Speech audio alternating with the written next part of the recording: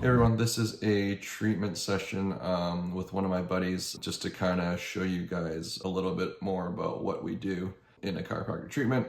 This is my buddy who doesn't really have any pain or major complaints going on, so definitely different than your typical kind of presentation where someone's trying to work through some pain or stiffness and stuff like that. So I'll talk through a little bit about what I'm doing, what I'm looking for, and I hope you enjoy and learn a little bit about chiropractic treatment. All right, this is Eric. We are going to start by working on his lower back. He's liked cupping in the past, so we're going to start with that. If you don't know what cupping is, I'm using a silicone cup here.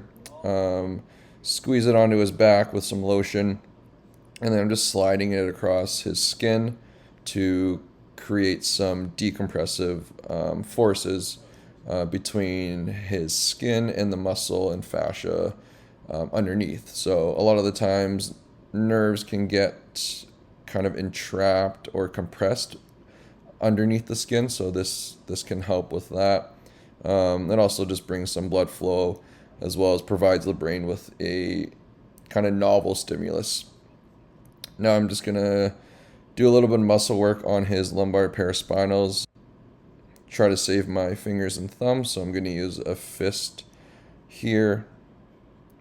He wasn't particularly tight or anything, but again, just kind of providing the brain and body with a little bit of stimulus to relax and just to make it feel good.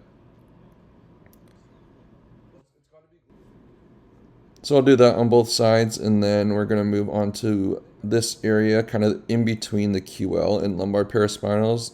There's like a fascial layer that can get kind of gummed up. So I'm just trying to wedge my thumbs in there and pry it apart. Whether or not we're actually doing that, who knows? But that's the goal, and that's what we're trying to do.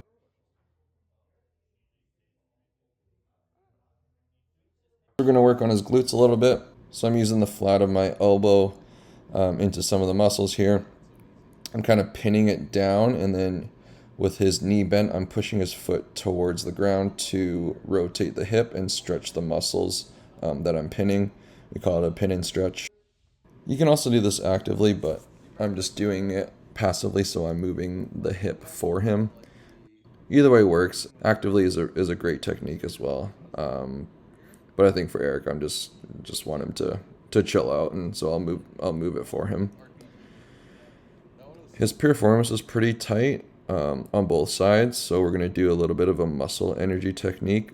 So it's a similar setup as before. I'm gonna put my fist into his piriformis, stretch his muscle by pulling his foot down, and then he's gonna actively contract his piriformis by pushing his foot up back into my hand.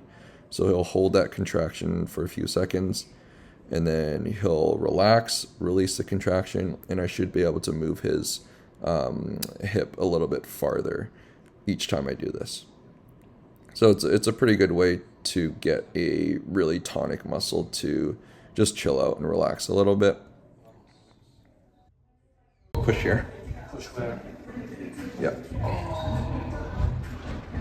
Relax. Push. Relax. Push. Relax. One more. Push. Yo, I'm so weak. Since Eric's already face down, we'll do the thoracic or upper back manipulation now. I'll kind of palpate around to see which joints are stiff and which joints I want to adjust. And the adjustment here is pretty easy. Eric will take a big breath in, he'll breathe out, and as he breathes out, I'm going to follow him down into the table, sink in, and give it a little bit of a push. Big breath in. All the way out.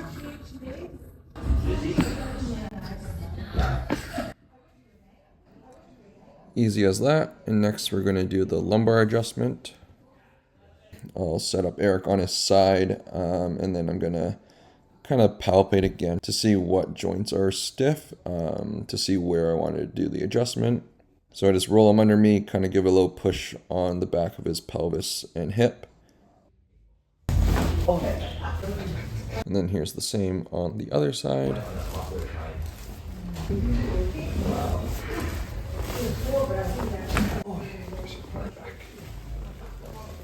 Eric's like, what the heck just happened? So we'll finish on the neck. Just doing a little bit of a pin and stretch again on the upper traps. So I like to just grab the upper trap, and then with my other hand, I'm just like pulling his head over to his opposite shoulder. So similar to what we were doing in the glutes, just holding the muscle and stretching it at the same time. Oh yeah. Here, Eric had a little bit of a trigger point on both sides of his neck and the kind of paraspinal area, so I'm just holding a little bit of static pressure against them. Now we're going to do the neck adjustment. I'm going to rock Eric's head around a little bit for a couple of reasons. One, to see which joints are stiff and see where I want to do the adjustment. And two, Eric has a tough time giving me the weight of his head, which is really common.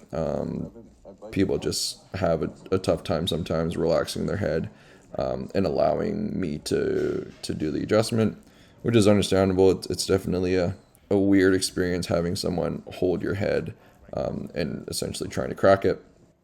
So this first adjustment doesn't really get the motion that we want because he is trying to help me. So you can watch that here. And I'm going to tell him to stop helping me. Stop helping me. And the second one goes a little bit better. Oi, oi. Oi, wow. On the other side, I do a bit of like a double pump because I know he's going to fight me again. So I almost psych him out with the first one, and then I'll follow that up quickly with the actual adjustment. We'll end the session with a couple ankle adjustments and just rechecking his hip range of motion. These ankle adjustments I do on Eric don't make any popping sound, and that's just kind of the reality of it. Not every adjustment makes a sound, as long as you get the motion that you wanted to impart into the joint. That's all we can really do. When I did these ankle adjustments, I did feel the joint gap, so it's kind of a weird sensation to be able to feel it separate as you pull. We'll just send Eric off here with our classic get out of your hip slap, and he just he's done.